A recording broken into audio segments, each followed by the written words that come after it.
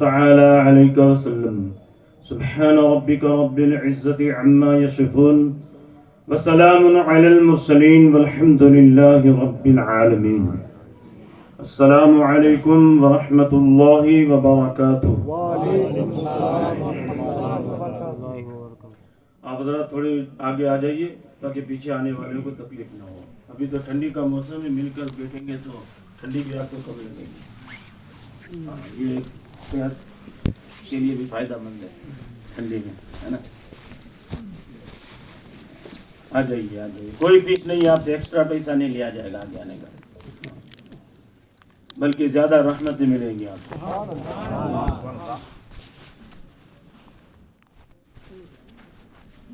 बुढ़ी हजरात तो वो नहीं आएंगे तो चलेगा। हाँ, जो जवान है वो आगे आ जाएंगे। बिस्मिल्लाहिर्रहमानिर्रहीम।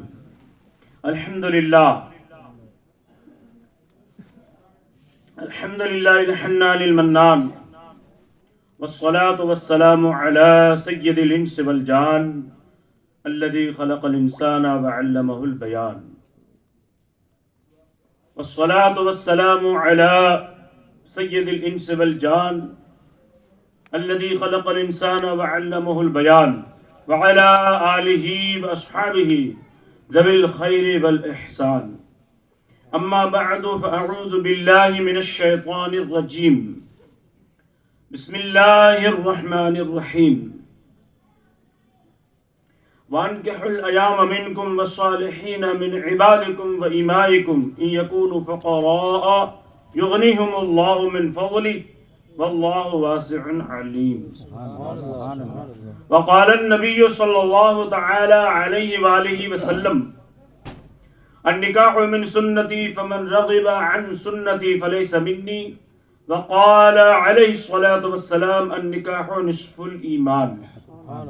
सदक़ल्लाहु मौलानल अज़ीम व सदक़ रसूलुल्लाहि सल्लल्लाहु तआला अलैहि वालिहि वसल्लम। क़ाल अल्लाहु तबारक व तआला फ़ी शानि हबीबिहिल करीम इन्नल्लाह व मलाइकतहु युसल्लूना अलन नबी या अय्युहल्लज़ीना आमनू सल्लु अलैहि व सल्लिमू तस्लीमा।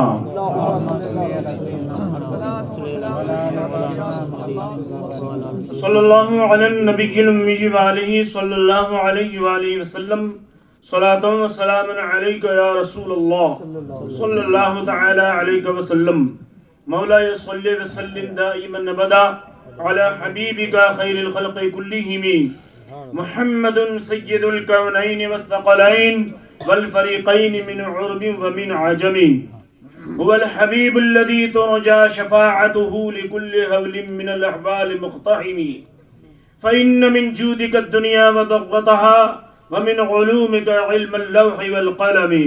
सुम्मा अर्रिज़ा अन अबी बक्र व अन उमर व अन अली व अन उस्मान ज़िल करमी।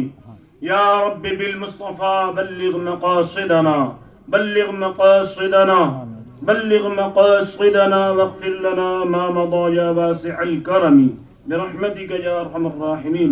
बुलंद आवाज़ से मिलकर एक बार और दुरूद पाक पढ़ लीजिए।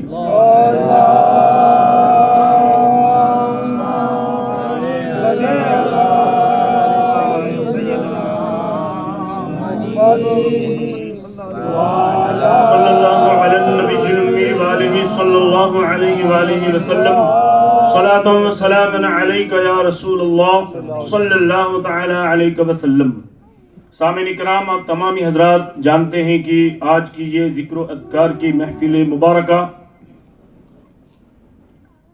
खुशी के मौके पर, सुन्नत और निकाह के मौके पर मुहिब्बे गिरामी जनाब हाशिम भाई कुरैशी की बच्ची की शादी की खुशी के मौके पर यह महफिल मुनक़्क़िद की गई। अल्लाह की बारगाह में दुआ करें, अल्लाह ताला अपने फजल व करम और रहमत आलम सल्लल्लाहु अलैहि वसल्लम के सबक़त फ़ैल इस शादी को खाना आबादी अता फरमाए। ज़ौजैन में आपस में मोहब्बत व मवद्दत अता फरमाए, दोनों कबीलों में मोहब्बत अता फरमाए और फ़रीक़ैन को एक दूसरे के हुकूक अदा करने की अल्लाह ताला तौफ़ीक़ अता फरमाए। मर्द को यानी दुल्हे मियाँ को अपनी बीवी के हुकूक के साथ साथ अपने माँ बाप की खिदमत करने की तौफीक अता फरमाए और दुल्हन को अपने शोहर के साथ साथ अपने सास ससुर और ननंदों के साथ भी अच्छा सलूक करने की तौफीक नसीब फरमाए। आमीन या रब्बल आलमीन। बिजाहि नबी अमीन सल्लल्लाहु अलैहि वसल्लम। अल्लाह ताला हम सब के ईमान की हिफाजत फरमाए। जब तक जिंदा रहें अल्लाह ताला हमें ईमान और आफियत और अमाल सालिहा के साथ जिंदा रखे, और जिस वक्त मौत आए तो अल्लाह ताला हमें ईमान और आफियत और अमाल सालिहा के साथ मदीने तय्यबा गुंबद खज़रा के ज़ेर साया मौत नसीब फरमाए। आमीन या रब्बल आलमीन। बिजाहि नबी अमीन सल्लल्लाहु अलैहि वसल्लम रहमतिका या अरहमर राहिमीन। खुतबे के बाद मैंने आप हज़रात के सामने 18वां पारा सूरह नूर की एक आये करीमा को तिलावत करने का शर्फ हासिल किया। वैसे तो पूरा कुरान ही नूर है, बल्कि इल्म ही नूर है। अल इल्म नूर व जहलु ज़ुलुमात। इल्म नूर है और जहालत अंधेरा है। और कुरान तो नूर है। नूर वाला खुदा अपने नूर वाले मुस्तफ़ा पर नूरी कलाम को नाजिल फरमाया, और उस नूरानी कलाम की सूरत नूर है, उसकी आयत नूर मैंने आपके सामने पेश किया। अल्लाह ताला इरशाद फरमाता है, वअनकिहुल अयाम मिनकुम वस्सालिहीन मिन इबादिकुम व इमाइकुम, और निकाह कर दो तुम में से हर उस आज़ाद मर्द, उस आज़ाद गुलाम की और उस मर्द की जो बालिग हो चुके हैं। इन यकूनु फुक़रा युग़निहुमुल्लाहु मिन फ़ज़ली, अगर अल्लाह को राजी करने के लिए निकाह करेंगे, अगर तू फकीर होगा, गरीब होगा, अल्लाह ताला तुझे मालदार कर देगा अपने फजल से। वल्लाहु वासिउन अलीम, और अल्लाह बहुत ही ज्यादा फजल व वसअत वाला है। बहुत सारे लोग क्या है कि निकाह करने से पहले माँ बाप भी कह दे अभी हमारा लड़का पग पे खड़ा नहीं है, पग में तो यहाँ अबो नहीं थी तो कुरे मत अभी टू है। ऐसा नहीं है। अगर मर्द यानी लड़का या लड़की बालिग हो जाए और अच्छा रिश्ता मिलने के बावजूद बगैर शरई उज़्र के अगर माँ बाप अपने जवान बच्चे या बच्ची का निकाह नहीं करते हैं बगैर शरई उज़्र के, और अल्लाह न करे अल्लाह न करे अल्लाह न करे अगर वो गुनाह में मुब्तला हुए तो उन्हें तो वो गुनाह होगा ही, उन दोनों का गुनाह उसके माँ बाप के सर भी होगा। निकाह लाजमी और जरूरी है। निकाह सिर्फ सुन्नत नहीं है। निकाह जो है वो सिर्फ सुन्नत नहीं है। निकाह कभी फर्ज होता है, निकाह कभी वाजिब होता है, और सुन्नत मुअक्कदा तो है ही। कभी सिर्फ मुस्तहब भी होता है और कभी निकाह करना हराम भी होता है। तो एक मसला होता है, उसकी कई नौइयतें होती हैं अलग अलग, लेकिन सुन्नत उसके लिए निकाह है कि जिसको डर नहीं है कि अगर मैं निकाह नहीं करूंगा तो गुनाह में मुब्तला होऊंगा, तो उसके लिए सुन्नत है। और अगर डर है कि अगर मैं निकाह न करूंगा तो जिना में मुब्तला हो जाऊंगा, तो उस पर निकाह करना फर्ज है। और उसे महसूस हो रहा है कि शायद हो सकता है अगर मैं निकाह न करूंगा तो जिना में मुब्तला हो जाऊंगा, तो उस पर वाजिब है। और सुन्नत तो हर मामले में है ही। अगर वो इतनी ताकत रखता है कि नानो नफका अपनी बीवी के हुकूक को अदा कर सकता है, इसके साथ साथ हक़ बिस्तर भी अदा कर सकता है, कमजोर है अगर वो, और बीवी के हुकूक सिर्फ खिलाना पिलाना नहीं है, हक़ बिस्तर अदा करना ये और सबसे ज्यादा जरूरी है। और आज ज्यादातर लोग इससे बहुत ज्यादा दूर होते चले जा रहे हैं। निकाहशुदा खास करके नौजवान जो हैं वो इस मोबाइल की दुनिया में आने के बाद रात के वक्त अपनी बीवी से ज्यादा वो मोबाइल पर ध्यान देते हैं। बीवी ये समझने लगती है कि मोबाइल शायद मेरी सोतन है, ये हाल है। या इधर उधर चौराहे पर कहीं भी बैठे रहते हैं, गलियों में देखिए तो नौजवानों की लाइन लगी हुई है, कवारे भी बैठे हुए हैं, वो भी तरह तरह की चीजों में लगे हुए हैं। मोबाइल एक फायदा उठाने की चीज है जिससे आप दुनिया का फायदा भी उठा सकते हैं और आखिरत का फायदा भी उठा सकते हैं, और इसके नुकसानात भी हैं। आप दुनियावी तौर भी नुकसान उठाएंगे और उखरवी तौर भी नुकसान उठाएंगे। अगर आप मोबाइल की वजह से गंदी फिल्मों में मुब्तला हो गए, नाजायज और हराम तरीके की जो फ्रेंडशिप आजकल जो चल रही है उसमें मुब्तला हो गए, या दिगर और ऐसे कामों में मुब्तला हो गए जिसकी शरीयत इजाजत नहीं देता, तो इस मोबाइल आपके लिए अजाब बन जाएगा। इस मोबाइल से आप फायदा उठाइए। आप जो बिजनेस कर रहे हैं, आप जो तिजारत कर रहे हैं, आप जो काम कर रहे हैं, उसकी एडवर्टाइज के लिए आप व्हाट्सएप में ग्रुप बनाइए, ब्रॉडकास्ट बनाइए, उसके जरिए से अपने कामों की जो है वो आप एडवर्टाइज कीजिए, फायदा उठाइए। आपको जिसके हलाल इससे कमाइए आप, तो ये मोबाइल का सही फायदा है। इसके अलावा आप दीनी किताबें डाउनलोड कीजिए। आज तो गुजराती में, हिंदी में, इंग्लिश में, उर्दू में, अरबी में, फारसी में, दुनिया की कई जुबानों में अहले सुन्नत वल जमात की भी कई किताबें आप जो है इंटरनेट पर आप पाएंगे। उसे डाउनलोड कीजिए, उसे रोजाना थोड़ा थोड़ा पढ़िए, आपका इल्म बढ़ेगा। तो ये मोबाइल का सही फायदा है। अहले सुन्नत वल जमात के उलमा की तकारीरें सुनिए, कोशिश ये कीजिए कि ऑडियो सुनिए। मुफ्ती अजमल रजा साहब की तकरीरें सुनिए, साकिब रजा साहब की तकरीरें सुनिए, जिससे हमारा ईमान और ज्यादा ताजा होगा, हमारे सालिहा की तौफीक होगी, गुनाहों से बचने का जज्बा पैदा होगा। और दीगर जिन उलमा को आप जानते नहीं है, ये सुन्नी है या वहाबी है या शिया है, उनकी तकरीरें, उनकी किताबें हरगिज हरगिज न पढ़िए न सुनिए। आजकल इंटरनेट पर इतने उलमा की तकरीरें आ रही हैं और हम सिर्फ आवाज के शेदा हैं, जोश के शेदा हैं, फिदाई हैं कि कोई तकरीर जोश में कर रहा है, आप उस पर फिदा हो गए, क्या अच्छी तकरीर करता है, क्या आवाज अच्छी है। और अमल करने के बजाय, उससे इल्म हासिल करने के बजाय हमने जिस तरीके से गाने बजाने और गीतों में मजा लेते हैं, इस तरीके से आज नाते और तकारीरें और ये सारी चीजें सिर्फ मजे लुटने के लिए हो रही है। हालांकि ये गलत है, ऐसा नहीं है। ये मजे उठाने की चीजें नहीं है, ये अलग बात है।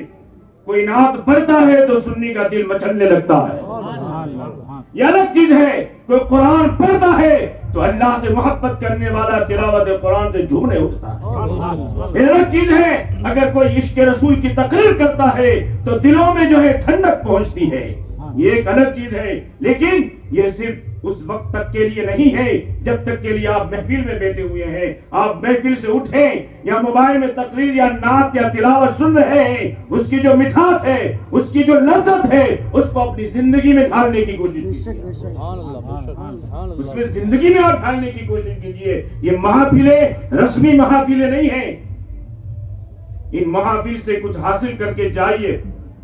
अगर आपके अहलो अयाल इस महफिल में नहीं आए हैं, आपने जो तकरीर सुनी आप उसे याद कीजिए और घर पे जाकर अपनी बीवी और बच्चों को वो बातें सुनाइए। ये इल्म का फैलावा करने के लिए महफिलें होती हैं, ये दीन की इशाअत के लिए महफिलें होती हैं। ये रस्म और रिवाज नहीं है, या ये सिर्फ मौलवियों का धंधा नहीं है। आपके 100, 200 या 500 रुपया देने से कोई मौलवी मालदार नहीं हो जाएगा, इसका कुछ मतलब नहीं है। मौलवी अपनी जेब भर के चला जाएगा, आपने अपना दामन खींच करके आप भी चले गए और महफिल हो गई। ये महफिल का मकसद नहीं है।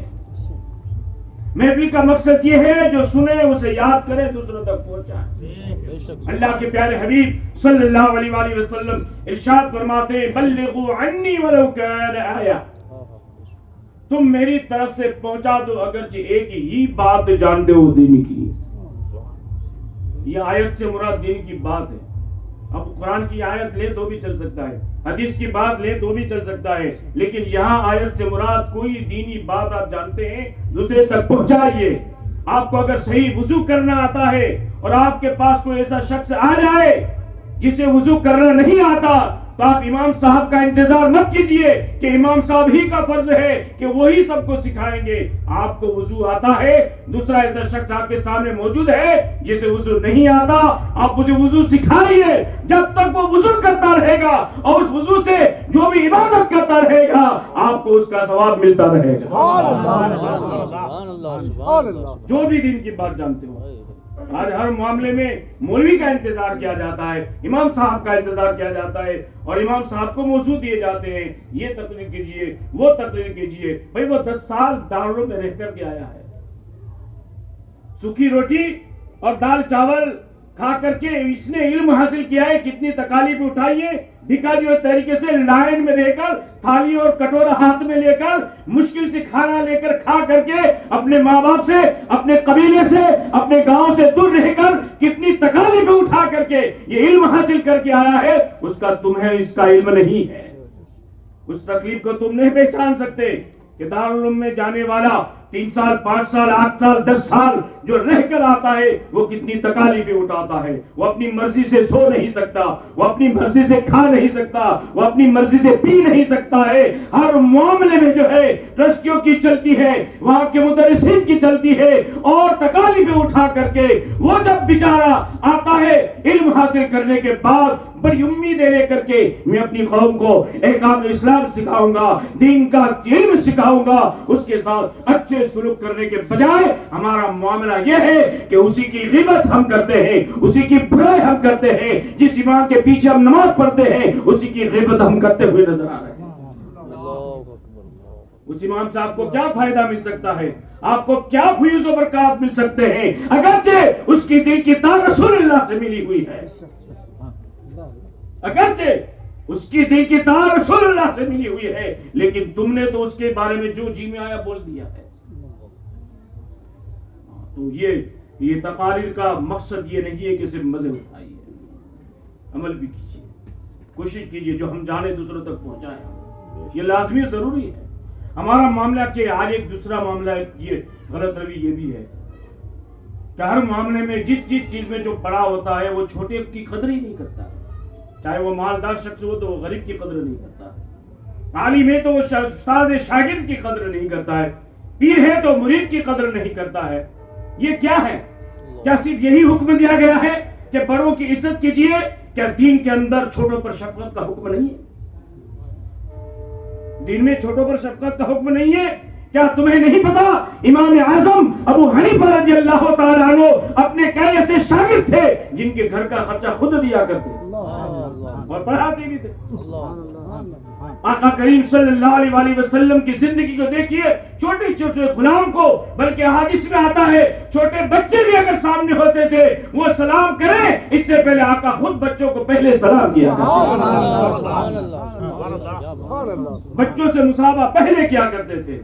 ये अखलाक कहाँ गए? सिर्फ मिठाई का ना ही सुन्नत है, पेट पर पत्थर बांधना भी सुन्नत है, ये भी सुन्नत है, ये दाढ़ी रखना ये भी सुन्नत है, रातों को उठ कर कोई न देखे उस वक्त मुसल्ला बिछाकर अल्लाह की बारगाह में सुभान रब्बिल आला की सदा बुलंद करना ये भी सुन्नत है। हमारे तो एक ही रखे हलवा खाना सुन्नत है और कोई सुन्नत ही नहीं। हम अपने आप को बदलने की कोशिश करें। अहले बैत इज़ाम की आप जिंदगियों को देखिए, आज शादियां होती ही घरों में झगड़े शुरू हो जाते हैं, छोटी छोटी बातों पर झगड़े। ज्यादातर झगड़े जिस बात पर होते हैं, मेरे पास जो किस्से आते हैं, मेरे पास जो फरियादें आती हैं, उसकी सिर्फ एक छोटी छोटी वजह होती है कि बच्ची की शादी हो गई, अब माँ बाप का दिल चाहा कि हम अपनी बच्ची को 2-4 दिन के लिए बुलाकर घर पे लाएं। माँ बाप जाते हैं तो ससुराल वाले नखराबाजी करते हैं, बेचते नहीं है। क्या तुमने उसको खरीद लिया है बच्ची को? माँ बाप का दिल नहीं चाहेगा, जिसने 20 बरस तक अपनी बच्ची को जवान किया है, जो बेटी के बाप है, उन्हें पूछो कि निकाह के बाद बच्ची को विदा करना कितना बड़ा काम है, कितनी बड़ी कुर्बानी है। हम अपने गांव को छोड़कर, अपनी जगह को छोड़कर 2, 4 और 5 दिन के लिए सफर में जाते हैं, 5 दिन के बाद उगता जाते हैं, अपना घर हमें याद आता है। क्या वो जवान बच्ची जो 20 बरस तक अपने माँ के घर पे रही है, माँ बाप के घर पे रही है और वो ससुराल चली गई, तो क्या उसको अपने माँ बाप का घर याद नहीं आता होगा? तुम्हारे दिल है या पत्थर हो चुके हैं? किसी बच्ची को निकाह में ब्याह करके लाए हो या खरीद करके तुम लाए हो, ये जुल्म है। किसी की बच्ची पर जुल्म न करो। वैसे भी सरकार दो आलम सल्लल्लाहु अलैहि वसल्लम ने औरतों को कमजोर कहा है, उन पर रहम करने का हुक्म दिया है, और छोटी बच्चियों का तो जो है आलम ही निराला होता है। तो ये चीज होती है। माँ बाप को भी चाहिए कि बार बार कहीं बच्ची का बात जी ही न लगे, बार बार अपनी बच्ची को बुलाने के लिए न जाए, ये भी माँ बाप के लिए जरूरी है। और एक मसला ये भी है, अगर शोहर इजाजत न दे तो औरत पर भी लाजमी है कि शोहर इजाजत न दे तो वो न जाए। ये सबके लिए हुक्म है ना। हम एक तरफी बात करते हैं, एक तरफी बात न करें। माँ बाप के सिर्फ हुकूक बयान होते हैं, तो माँ बाप के ऊपर औलाद के भी हुकूक है, उसको भी बयान कीजिए ना। सबके हुकूक, उस्ताद के हुकूक हैं तो शागिर्दों के भी हुकूक हैं, पीरों के हुकूक हैं तो मुरीदों के भी हुकूक हैं। सबकी तरफ तवज्जो देना, हर एक को अपना हक दिलाना, ये लाजमी और जरूरी है। आका करीम सल्लल्लाहु अलैहि वसल्लम गाए गाए अपनी बच्ची को अपने घर पे बुलाने के बजाय खुद सैयदा फातिमा का यहाँ तशरीफ ले जाया। पता चला अपनी बेटियों की या माँ बाप का जाना ये सुन्नत है। सुन्नत हमारे यहाँ क्या है, माँ बाप घर पे आते हैं तो हम बच्चियों के घर का कुछ पीते नहीं। किस शरीयत में लिखा है? हम चाय भी नहीं पीते अपने बच्ची के घर की। क्यों? कहाँ लिखा है? आप जहां गए हो वहां के मेहमान हो, आपकी बच्ची का घर अपना घर है, वहां आप चाय नहीं क्यों नहीं पियोगे? आप खाना वहां क्यों नहीं खाओगे? इस शरीयत में लिखा है। ये रसूमात है, ये गलत है। खाने का वक्त है, अपनी बच्ची के घर खाइए, नाजायज है, हराम नहीं है। चाय पेश करिए, दीजिए, आप इसमें क्या हर्ज है? अल्लाह अकबर। आका करीम सल्लल्लाहु अलैहि वसल्लम अपनी बच्ची के घर इसलिए तशरीफ ले आया ताकि बच्ची का दिल वहां लगा रहे। लेकिन हालात क्या थे, वो शुक्र की मंजिलें क्या थी? अल्लाह अकबर। आका करीम सल्लल्लाहु अलैहि वसल्लम तशरीफ ले जाते हैं और दरवाजे को दस्तक देते हैं, सलाम करते हैं, इजाजत चाहते हैं, बेटी इजाजत हो तो मैं तुम्हारे घर पे आ जाऊं, अंदर आ जाऊं। शरीयत में हुक्म है, अपनी बच्ची के घर भी जाओ तो सलाम करो, इजाजत लो। बल्कि अपने घर में आप जहां रहते हो वहां अगर आपके पास अपनी बहन है, अपनी माँ है, और उसके घर में भी अगर आप दाखिल होना चाहते हो, अगर अकेली बैठी है, अगरचे दरवाजा खुला हो, आप उसकी इजाजत मांगे, सलाम करें, फिर घर में जाए। हो सकता है वो ऐसी सूरत में हो जिस सूरत में न तुम उसको देखना पसंद कर सकते हो, न वो तुम्हें देखना पसंद करे। ये शरीयत का हुक्म है, कहीं भी जाओ पहले सलाम करो, इजाजत लो, इजाजत मिले तो घर में दाखिल। हमारे यहाँ माँ का घर है, क्या बात है, फौरन घर चले गए अंदर, ये नहीं, इजाजत नहीं है। इसका ख्याल कीजिए। यहाँ तक के अपने दोस्तों के यहाँ भी जाएं आप तो डायरेक्ट खिड़की के अंदर से, यानी बाहर से जो डेला होता है वहां से झांकिए मत। आप आवाज दीजिए, सलाम कीजिए, इजाजत लीजिए, फिर अंदर दाखिल होइए। ये इस्लाम का हुक्म है। मेरे दोस्त का घर है, क्या बात है मैं चला जाऊं तो? ऐसा नहीं है, शरीयत में मना है ये। क्योंकि तुम डायरेक्ट चले गए हो, उसे पता नहीं है कौन आने वाला है, कौन आ रहा है, कौन आया है, वो किस हालत में हो, जिस हालत में ना वो तुम्हें पसंद करे ना तुम उसे पसंद करो, शर्मिंदगी होगी। अल्लाह अकबर। आका करीम सल्लल्लाहु अलैहि वसल्लम ने अपनी बच्ची के घर तशरीफ ले गए, आवाज दी, सलाम किया, इजाजत मांगी, तो माँ फातिमा रज़ियल्लाहु ताला अन्हा ने इरशाद फरमाया, अर्ज करती हैं, या रसूलुल्लाह अलैहि वसल्लम, अब्बा हुजूर, मैं आपको मेरे घर के अंदर आने की इजाजत नहीं देती, आप मत आइए घर में। कहा बेटी क्या बात है, क्यों मुझे इजाजत नहीं देती? अर्ज करती है, मेरे पास पूरे कपड़े नहीं, मेरे पास पूरे कपड़े नहीं है जिससे मैं अपना पूरा तन सही तरीके से ढांप सकूं, इसलिए मैं नमाज भी पढ़ती हूँ तो दरवाजा बंद करके पढ़ती हूँ। इस हालत में भी देखिए, इतनी तकलीफ में बच्ची और बाप चला जाए तो बच्ची के आंखों में आंसू आ जाते हैं, फरियादें शुरू हो जाती हैं कि मेरा शोहर किस तरीके रखना है, कितनी गुर्बत में हूं मैं, फला ये वो, तरह तरह की शिकायतें शुरू हो जाती है। लेकिन यहाँ जो है तरबियत मुस्तफा ने की, यहाँ तरबियत आका करीम सल्लल्लाहु अलैहि वसल्लम ने की थी। आका करीम सल्लल्लाहु अलैहि वसल्लम तशरीफ ले जाते हैं, हालत ऐसी है जिसके पास तन पे सही तरीके से कपड़े पहनने के लिए ना हो, चादर ढांपने के लिए ना हो, उस घर में खाना कहां से हो सकता है? अल्लाह अकबर। लेकिन माँ फातिमा रज़ियल्लाहु ताला अन्हा कोई शिकायत नहीं करती, सिर्फ शरीयत पर अमल कर रही है, कहती है आपको मैं इजाजत नहीं दे सकता। आका करीम सल्लल्लाहु अलैहि वसल्लम, अल्लाह अकबर, एक बाप को जब पता चले कि मेरी बेटी की यह हालत है कि सही तरीके से कपड़ा भी पहनने के लिए नहीं है, क्या गुजरेगी बाप पर? लेकिन आका करीम सल्लल्लाहु अलैहि वसल्लम सब्र करते हैं, कुछ नहीं कहते। अपने ये कंधे मुबारक पर जो चादर ततहीर पड़ी हुई थी, जो चादर नूर थी, उसे उठाया और बच्ची को फेंक दिया कि बच्ची लो, इस चादर नूर को अपने तने नाज़नीन पर ढांक लो। माँ फातिमा रज़ियल्लाहु ताला अन्हा उस चादर को अपने बदने अतहर पर ढांक लेती हैं और फिर आका करीम सल्लल्लाहु अलैहि वसल्लम के पास उठकर ताज़ीम के लिए आना चाहती हैं, लेकिन कमजोरी की बल बुनियाद पर उठ नहीं सकती थी। आका करीम सल्लल्लाहु अलैहि वसल्लम बार बार पूछते हैं, बेटी क्या बात है, इतनी ज्यादा कमजोरी है, तू खड़ी भी नहीं हो सकती है? अल्हम्दुलिल्लाह कुछ नहीं, अल्हम्दुलिल्लाह कुछ नहीं, अल्हम्दुलिल्लाह। बार बार जब आका करीम सल्लल्लाहु अलैहि वसल्लम ने इरशाद फरमाया और इस्तफसार किया, पूछा, तो अर्ज करती हैं, अब्बा हुजूर 7 दिन हो गए पेट में एक दाना नहीं गया। आका करीम सल्लल्लाहु अलैहि वसल्लम ने हाथ बढ़ाया, मुबारक हाथ को पकड़ा और खड़ा किया, अपनी बच्ची की पेशानी को चूमा और कहा, बेटी गमगीन मत हो, हमारे लिए दुनिया में कुछ नहीं है जो कुछ हमारे लिए आखिरत में है। दुनिया वालों के लिए दुनिया में ऐश है और हमारे लिए आखिरत में ऐश है। बेटी तुम 7 दिन से तुमने कुछ नहीं खाया, तेरा बाप 9 दिन से कुछ नहीं खाया है।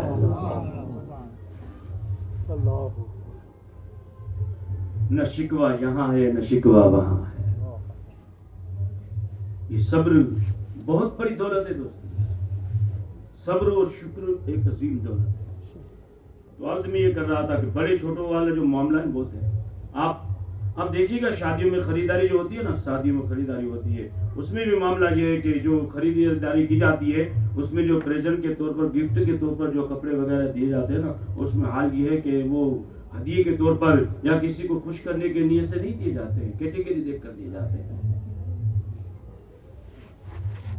लेन देन के सूट ही अलग है, ये कपड़े की दुनिया में नाम ही पड़ गया है, लेन देन वाले सूट ही अलग होते हैं, ये सूट लेन देन के। 200 रुपया सिलाई देने वाले को 150 रुपये का सूट गिफ्ट में दिया जाता है। क्यों देते हो? मत दो, कहां लिखा है कि दीजिए? आप देते हो तो अपनी हैसियत को इतना ऐसा दो कि वो पहन सके। यानी इसमें भी कैटेगरी देखी जाती है। और कैटेगरी में क्या है, ये नहीं कि रिश्तेदार देखे जाते, क्यों? हुक्म ये है कि सबसे ज्यादा हक तुम पर तुम्हारे भाइयों और भतीजों के हैं, तुम्हारी बच्चियों की और तुम्हारे भाई के बच्चियों का ज्यादा हक है तुम पर। उसको अगर कुछ अच्छा दो और जो तुम्हारे रिश्तेदार नहीं है उससे कुछ कमतर दूसरों को दो तो उसमें हर्ज भी नहीं है। लेकिन यहाँ ये हालत नहीं है। अगर सगा भाई या सगी भतीजी गरीब है उसको 150 रुपए वाला सूट पेश किया जाता है, और एक वो है जो तुम्हारा कुछ नहीं लगता है लेकिन बेचारा सेठ साहब है, उसे 600 और 500 वाला सूट पेश किया जाता है। ये मामलात हैं आज, इखलास खत्म होते चला जा रहा है। अहले बैत का क्या हाल है? मौला अली रज़ियल्लाहु ताला अन्हु अपने खादिम को लेकर कपड़े की खरीदारी के लिए तशरीफ ले जाते हैं। 2 सूट खरीदते हैं, एक अच्छा वाला, उससे एक कमतर थोड़ा खरीदते हैं। मौला अली आका है और खादिम साथ में है। कपड़ा खरीदने के बाद जब वापस आते हैं, मौला अली रज़ियल्लाहु ताला अन्हु का जब घर आता है, अली मुर्तज़ा रज़ियल्लाहु ताला अन्हु खादिम से इरशाद फरमाते हैं कि मेरा सूट मुझे दे दो। तो खादिम ने जो है अच्छा वाला सूट था वो पेश किया, हुजूर ये लीजिए। हजरत अली ने फरमाया ये मेरा सूट नहीं है, अच्छे वाला जो सूट था ये मेरा नहीं है, ये तेरा है। जो कमतर वाला सूट है वो मुझे दो, वो मेरा है। अल्लाह अकबर। हजरत अली रज़ियल्लाहु ताला अन्हु ने जब ये मामला फरमाया तो खादिम कहता है हुजूर आप मेरे आका हैं, अहले बैत है, दामाद मुस्तफा हैं और इल्म में हर तरीके से दर्जात में आप बुलंद बाला हैं।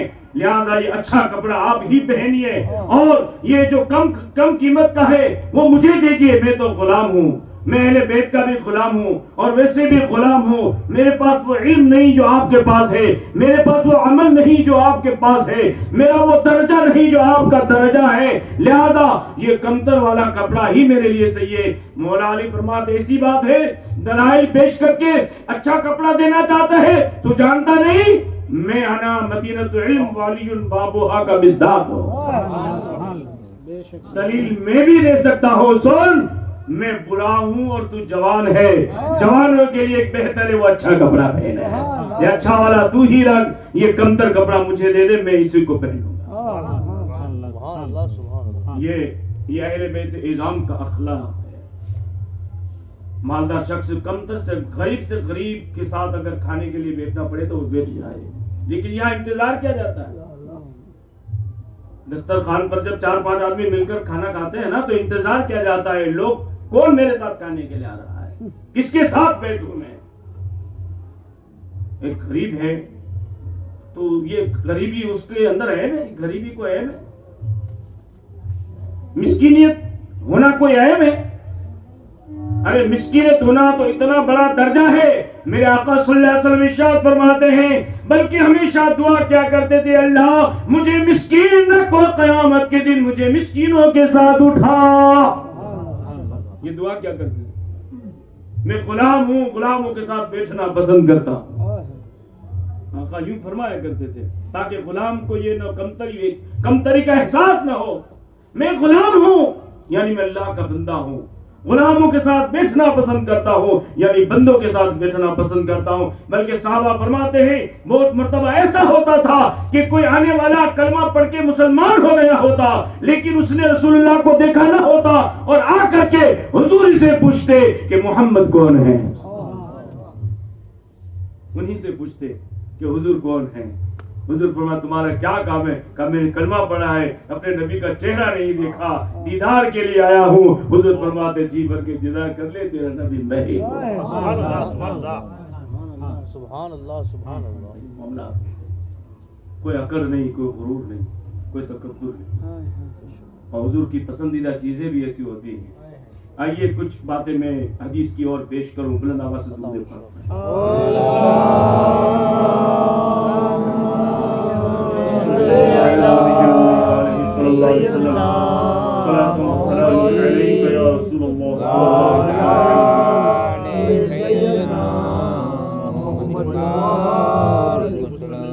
ये जो महफिल सजी हुई ना, इस तरीके की महफिलें हुजूर के ज़ाहिरी ज़माने में सजती थी। फर्क ये होता था वहाँ सुनाने वाला हुजूर मुस्तफ़ा सल्लल्लाहु अलैहि वसल्लम होते थे और सुनने वाले सहाबा इकराम की जमात होती थी।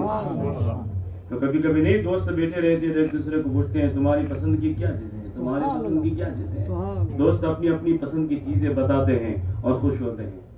अल्लाह अकबर। वो इस तरीके का एक मामला आका करीम सल्लल्लाहु अलैहि वसल्लम की बारगाह में हुआ था। ये एक तवील हदीस है, जिस हदीस को हदीस सलास कहते हैं। बहुत सारी किस्में, हदीस कुदसी, हदीस जिब्रील एक है, इस तरीके से हदीस सलास इसको कहते हैं। 21 अच्छी खसलतों का बयान इस हदीस में। सुभान अल्लाह। तवील हदीस है।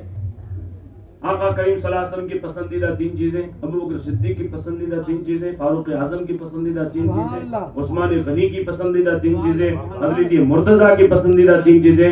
जब ये आका और 4 यार के साथ पसंदीदा चीजें बयान हुई तो अल्लाह ने जिब्रील को फरमाया जा इस महफिल में तू भी शामिल हो जा। जिब्रील ने अपनी 3 चीजों का बयान किया तो अल्लाह ने फरमाया क्यों ना मैं भी शामिल हो जाऊं। अल्लाह ने भी अपनी 3 पसंदीदा चीजों का बयान। ये हदीस सलास से कहते हैं और 21 खसलतों का उस हदीस में बयान है। सुभान अल्लाह, सुभान अल्लाह। जाहिर इतनी खसलतें तो ये मुख्तसर से वक्त में बयान में नहीं कर सकता, मैं मुख्तसर में बयान करूंगा और बहुत जल्द मैं अपनी तकरीर को समेटने की कोशिश कर रहा हूँ। वो हदीस सुनिए। अल्लाह के रसूल सल्लल्लाहु अलैहि वसल्लम और सहाबा इकराम की जमात तशरीफ फरमाए। अचानक आका करीम सल्लल्लाहु अलैहि वसल्लम ने इरशाद फरमाया, हुब्बिबा इला दुनिया सलास, ऐ मेरे सहाबा, तुम्हारी दुनिया की चीजों में मुझे 3 चीजें पसंद हैं। अत्तीब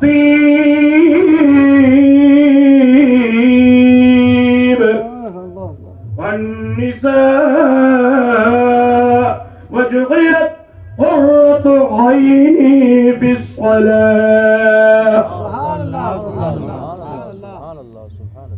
आका करीम सल्लल्लाहु अलैहि वसल्लम ने इरशाद फरमाया, ऐ मेरे सहाबा, तुम्हारी दुनिया की चीजों में मुझे 3 चीजें बहुत पसंद हैं। अत्तीब यानी मुझे खुशबू बहुत ज्यादा पसंद है। वन्निसा और बनकुहा औरतें, निकाहशुदा औरतें बहुत पसंद है। वजुइलत कुर्रतु ऐनी फिस्सलाह, और मेरी आंखों की ठंडक नमाज में रखी गई है। ये 3 चीजें पसंद है मेरे आका सल्लल्लाहु अलैहि वसल्लम की। अल्लाह तबारक व तआला को पता है कि मेरे महबूब को खुशबू बहुत पसंद है। अल्लाह तबारक व तआला ने आका करीम सल्लल्लाहु अलैहि वसल्लम को सरापा खुशबूदार बना दिया। आका करीम सल्लल्लाहु अलैहि वसल्लम के पसीने में खुशबू है, उनकी थूक मुबारक में भी खुशबू है, उनकी रीत मुबारक में भी खुशबू है, यहाँ तक के उनके बालों बराज में भी खुशबू है। बल्कि उनके पसीने का किसी ने फायदा उठाया, अल्लाह ताला ने उनकी 7 पुश्तों को खुशबूदार बना दिया। हुजूर इतने खुशबूदार थे, इतने खुशबूदार थे कि सहाबा इकराम को अगर हुजूर की तलाश होती तो किसी को पूछने की जरूरत नहीं होती थी। सहाबा उस गली में चले जाते जहां हुजूर की खास खुशबू आया करते। इमाम अहले सुन्नत फरमाते हैं, क्या महकते हैं महकने वाले, मुंह पे चलते हैं भटकने वाले, उनकी महक ने दिल के गुंजे खिला दिए हैं, जिस राह चल दिए हैं गुंजे बसा दिए हैं। हुजूर नज़्मी में हमारे फरमाते हैं, वो खुशबू जुल्फ़े मुस्तफ़ा है कि मुश्क भी है जिसके आगे महकती गलियां ये कह रही है सारी उनकी अभी गई।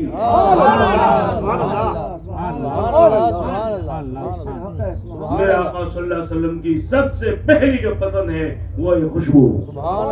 गंदगी से हुजूर को प्यार नहीं। अपने लिबास पाक साफ और सुथरे रखो, अपने बदन को पाक साफ और सुथरे रखो, अपने बिस्तर को पाक साफ और सुथरे रखो, अपने लिबास को पाक साफ और सुथरे रखो, अपने घर को पाक साफ और सुथरे रखो, यहाँ तक अपने आंगन को भी पाक साफ और सुथरे रखो। ये कोरोना से बचाने के लिए आज ये लोग बता रहे हैं ये सफाई करो, वो सफाई करो, बार बार हाथ धो। मेरे आका ने 5 वक्त नमाज में हमें वुजू करने का हुक्म दिया है, जिसमें बार बार बताया जा रहा है कि वुजू पर वुजू करोगे तुम्हारे लिए और बेहतर है। ये जो तलाशी ली जा रही है, ये जो चेकअप किया जा रहा है, उसमें क्या है, जो ये मशीन की जो चीज होती है, मशीन की जो डाली जाती है नाक में, ये कहां तक पहुंचाते हैं? जहां तक नाक की जो हड्डी है वहां तक।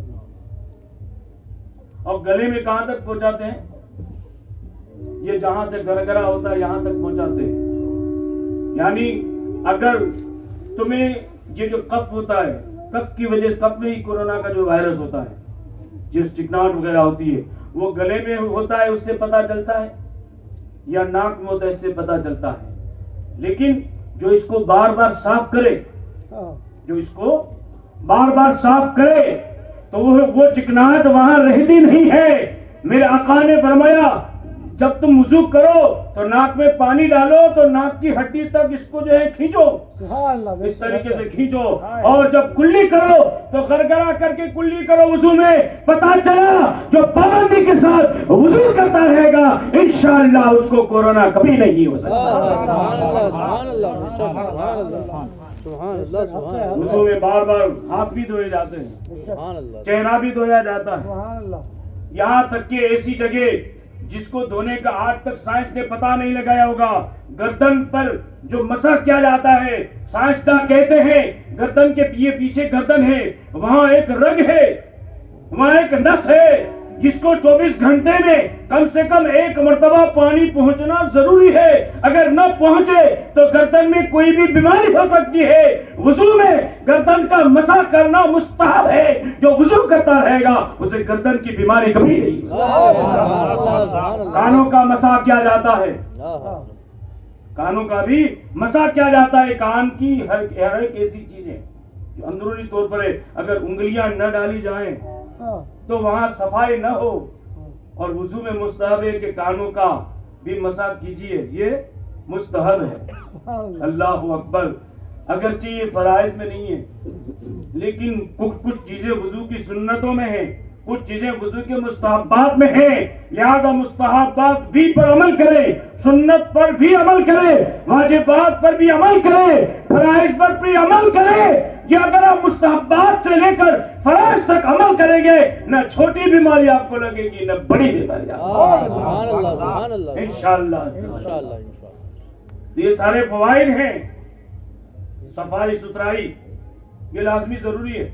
यहाँ तक कि मेरे आका सल्लल्लाहु अलैहि वसल्लम जो तरीका सोने का बताया है, सोने का तरीका हमने गौर नहीं किया ना। हमने तो रात को सोते सोते टीवी चालू करते करते नींद आ जाती है, या मोबाइल हाथ से गिरे तब हम सोते।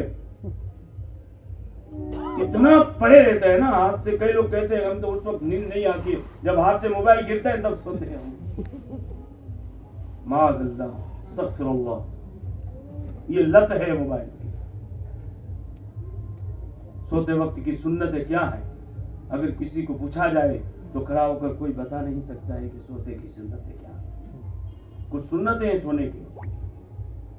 अफजल सुन्नत तो ये है कि वुजू करके सोएं आप। मेरे आका फरमाते हैं वुजू करके कोई सोया, मौत का किसी को पता नहीं कब मरे कब तक जिए। अगर उसी हालत में उसे मौत आ जाती है, अल्लाह ताला उसको क़यामत के दिन शहीदों के साथ उठाएगा। ये सुन्नत के फवाइद हैं। मिसवाक करे, अगर मिसवाक नहीं है तो किसी तरीके से दांत साफ करे, दांत साफ करके सोए। इसके फवाइद क्या है कि मुंह की जो बीमारियां है ना, उन सारी बीमारियों से वो बच जाएगा जो मिसवाक करता है या अपने दांत को साफ करके सोता है, मुंह को साफ करके। क्योंकि जो हमने रात का खाना खाया है, खाने की बहुत सारी जो है रतूबत जो है वो दांतों में इधर उधर फंसी होती है, और हमने उसको साफ नहीं किया तो उस रतूबत में जो बीमारियां होती हैं वो बीमारियां गले के अंदर, पेट के अंदर जाती हैं, जिसकी वजह से मुंह की बीमारियां जो है वो पैदा होती हैं। तो जो इस सुन्नत पर अमल करेगा, अपने मुंह को साफ करके सुथरा करके अगर वो सोएगा तो मुंह की सारी बीमारियों से वो बच जाएगा। तो ये सुन्नत है। इसी तरीके से सोते वक्त 100 मरतबा दुरूद शरीफ पढ़े या यासीन शरीफ का विर्द करे, ये भी सुन्नत है। इसके अलावा अपना बिस्तरा साफ कर, बिस्तरे के ऊपर डायरेक्ट न सोए, उसको साफ करे, उसको झाट के उसके बाद वो उसके ऊपर सोए। क्योंकि हो सकता है कोई छोटी मुजी इधर उधर के जानवर पड़े रहे हो, कीड़े पड़े हों और आपको पता ना हो, आप यूं ही सो जाएं तो उससे तकलीफ हो जाए। अल्लाह अकबर। रहमतुल लिल आलमीन आका सल्लल्लाहु अलैहि वसल्लम ने अपनी उम्मत का कितना ख्याल फरमाया है। मैं ये कहता हूँ इससे जिंदगी का क्या ताल्लुक है, या कुरान और हदीस से क्या ताल्लुक है इसका? सोते वक्त कोई जो है अपना बिस्तरा साफ करे या न करे, कचरे को हटाए या न हटाए, इस तरफ तवज्जो नहीं जा सकती है किसकी। लेकिन रहमतुल लिल आलमीन सल्लल्लाहु अलैहि वसल्लम ये चाहते हैं कि सोते वक्त भी मेरी उम्मत को कोई तकलीफ न होने, कोई तकलीफ न होने, उम्मत पर रहम फरमाने वाले हैं। और अब तो ये लाइटिंग वगैरह आ गए, बल्ब वगैरह आ गए। पहले जमाने में जो है ये रोशनी के लिए चिराग हुआ करते थे, रोशनी के लिए चिराग हुआ करते थे। तो एक सुन्नत ये भी है कि सोते वक्त चिराग को बुझा दीजिए, कई चूहे बिल्ली वगैरह आकर तुम्हारे चिराग को कोई उल्टा न दे जिसकी वजह से तुम्हारे घरों में आग न लग जाए। क्योंकि पहले ये नारियल के पत्तों के घर होते थे, कच्चे घर हुआ करते थे, और चिराग अगर वो गिर जाए और आग लग जाए तो फिर उसका बचना, उसके घर का बचना मुश्किल हो जाता है। तो एक सुन्नत ये भी बताई गई थी कि अपने चिराग को बुझा दीजिए सोते वक्त। ये सारी सुन्नत है। अल्लाह। तो आका करीम सल्लल्लाहु अलैहि वसल्लम की जितनी सुन्नतें हैं उन सुन्नतों पर अमल करने में फायदा ही फायदा है। इसी तरह के निकाह में भी ये फायदा ही फायदा है। मेरा आका करीम सल्लल्लाहु अलैहि वसल्लम फरमाते हैं कि मेरी पसंदीदा जो 3 चीजें हैं उनमें सबसे पहली जो पसंद है वो है खुशबू। तो अपनी हैसियत के मुताबिक खुशबू लगाइए और सुन्नत समझ करके लगाइए। ये नहीं कि मेरी कुछ पर्सनालिटी पड़े हुए ये खुशबू मैंने लगाई, लोग पूछे क्या लगाया ये वो, तो फिर सुन्नत का सवाल नहीं मिलेगा। सुन्नत समझ के लगाइए, चाहे आप कम दाम वाला इत्र लगाइए या महंगा इत्र लगाइए, आपका मकसद सुन्नत हो। मकसद सुन्नत नहीं है तो फिर महंगे से महंगे इत्र लगाइए, आपको खुशबू मिल जाएगी लेकिन सवाब नहीं मिलेगा। और अगर आप सुन्नत समझ करके लगाएंगे तो खुशबू मिलनी है, वो तो मिलनी है, लेकिन सवाब भी मिलेगा। शेख सादी अली रहमा फरमाते हैं, एक शख्स अपना घर बनवा रहा था तो उसने खिड़की बनवाई, खिड़की रखवाई घर में। तो किसी ने पूछा कि ये खिड़की क्यों लगवाई है? कहा इसलिए लगवाइए ताकि अच्छी हवा मिले। कहा कि काश ये नियत कर लेता इसलिए लगावे कि अजान की आवाज आए। हवा तो आनी ही थी, वो कहां बच के जाएगी बेचारी, उसको तो आना ही था, लेकिन नियत ये कर लेता कि अजान की आवाज आए तो ये खिड़की लगाना भी तेरे लिए सवाब हो जाता। पानी पीते हम किस लिए पीते हैं? ताकि प्यास बुझ जाए। पानी से प्यास तो बुझना ही है। अब वो पानी आप एक ही घूंट में पी जाइए, ये 3 सांसों से पीजिए। पानी का काम है प्यास बुझाना, वो बुझाएगी। लेकिन इस पानी को आपने बिस्मिल्लाहिर्रहमानिर्रहीम पढ़ के पिया, 3 सांसों में पिया, देख करके पिया, पीने के बाद अल्हम्दुलिल्लाह कहा तो 4-6 सुन्नतों का सवाब भी आपको मिल जाएगा। और कुछ न किया तो पानी तो पीना था, वो पिया, प्यास बुझनी थी वो बुझी, लेकिन सवाब से आप महरूम हैं। यानी जिंदगी में रोज़मर्रा कम जो काम करते हैं ना, हर काम में आका करीम सल्लल्लाहु अलैहि वसल्लम की सुन्नतों की निस्बत लगी हुई है। कमी ये है कि हम जानने की कोशिश नहीं करते, उस पर अमल नहीं करते। आप जैसे ही आप सोते वक्त अपनी सुन्नतें सुनी, अब जैसे हम जागते हैं तो जागने के बाद दुआ है अल्हम्दुलिल्लाहिल्लज़ी अहयाना बअदा मा अमातना व इलैहिन नुशूर, आपने पढ़ लिया। उठते ही आप वैसे भी उठे, उठकर कुछ न कुछ बोलना है तो बेहतर यह है कि दुआ पढ़ लीजिए, आपका उठना भी सवाब में लिखा जाए। वुजू कीजिए, वैसे आप चेहरा धोते हैं, मुंह धोते हैं, सब करते हैं, इसके बजाय वुजू कर ले तो हर्ज क्या है? उठकर सिर्फ हाथ मुंह धोने के बजाय आप वुजू कर लीजिए। जब तक बंदे मोमिन वुजू की हालत में रहता है, अल्लाह के मासूम फरिश्ते उसके नामाए आमाल में नेकियां लिखते ही रहते हैं। घर से बाहर तो निकलना है, फिर आपको क्या अंदर ही रहना है? उठने के बाद मुस्कुराहट के साथ अपनी बीवी बच्चों के साथ बात कीजिए। जो नाश्ता हाजिर अल्लाह ने दिया है वो आप खाइए, अखलाक हुस्न अखलाक से पेश आइए। तो ये आपका उठना, बातचीत करना बीवी बच्चों के साथ, ये भी सवाब, नाश्ता खाना वो भी सवाब। अब आप रिस्क कमाने के लिए घर से बाहर निकल रहे हैं, अब जैसे चाह से बाहर निकल रहे हैं। बाहर निकलते वक्त हम ये ख्याल नहीं करते हैं कि हम अपना पहला कदम कौन सा बाहर रखें। कभी इस तरफ तवज्जो देते हैं? कोई किसी ने तवज्जो दिया तो मुझे बताएं कि घर से निकले तो सोचे कि कौन सा कदम में बाहर रखूं। तवज्जो ही नहीं जानती, क्योंकि हमारा तसव्वुर ही नहीं है हुजूर की तरफ। और इबादत किसको कहते हैं? तसव्वुर में तेरे रहना इबादत इसको कहते हैं। रियाजत नाम है तेरी गली में आने जाने का, ख्यालों में तेरे रहना, तसव्वुर में तेरे रहना, इबादत इसको कहते हैं। अल्लाह अकबर। अगर आप घर से बाहर निकले तो पहला कदम जो है अपना बायां कदम बाहर रखिए और बिस्मिल्लाह तवक्कलतु अल्लाह वला हौला वला कुव्वता इल्ला बिल्लाहिल अलील अज़ीम पढ़ लीजिए। आप जब तक घर से बाहर रहेंगे, अल्लाह के मासूम फरिश्ते आपके दुश्मनों से और आपके सब बुरी नजर से देखने वालों से, आपकी इज्जत पर हमला करने वालों से, उन सब से अल्लाह तबारक व तआला आपकी हिफाजत फरमाए। आला हज़रत ने इसके साथ एक और दुआ जोड़ाई है फतवा रज़वा शरीफ में कि अल्लाहुम्मा ला तैरा इल्ला तैरुका ला खैरा इल्ला खैरुका वला इलाहा गैरुक। ये भी साथ में पढ़ लें तो और ज्यादा बेहतर है। फिलहाल मैं अर्ज ये कर रहा था कि हम जागे उससे लेकर सोने तक के जिंदगी के रोज़मर्रा जो भी काम हम करते हैं, हर काम में इस्लाम हमारी रहनुमाई करता है। हमें किसी के दरवाजे पर जाने की जरूरत नहीं है, हमें नावीले पढ़ने की जरूरत नहीं है, हमें चित्र लिखाए पढ़ने की जरूरत नहीं है। हमें पढ़ने की जरूरत है तो कुरान पढ़ने की जरूरत है, हमें हदीस पढ़ने की जरूरत है, हमें बुजुर्गान दीन की जिंदगियों को पढ़ने की जरूरत है। अल्लाह के रसूल फरमाते हैं कि सबसे पहली जो मेरी पसंदीदा चीज है वो खुशबू है, और दूसरी जो पसंदीदा चीज है वो मनकुआ औरत है। इंशाअल्लाह मनकुआ औरत पर फिर कभी बात होगी, अभी तीर पर ही खत्म करता हूँ। इंशाअल्लाह फिर कोई निशिस्त हुई और ये हदीस मुझे याद आ गई तो इंशाअल्लाह आगे की मैं तशरीह करूंगा।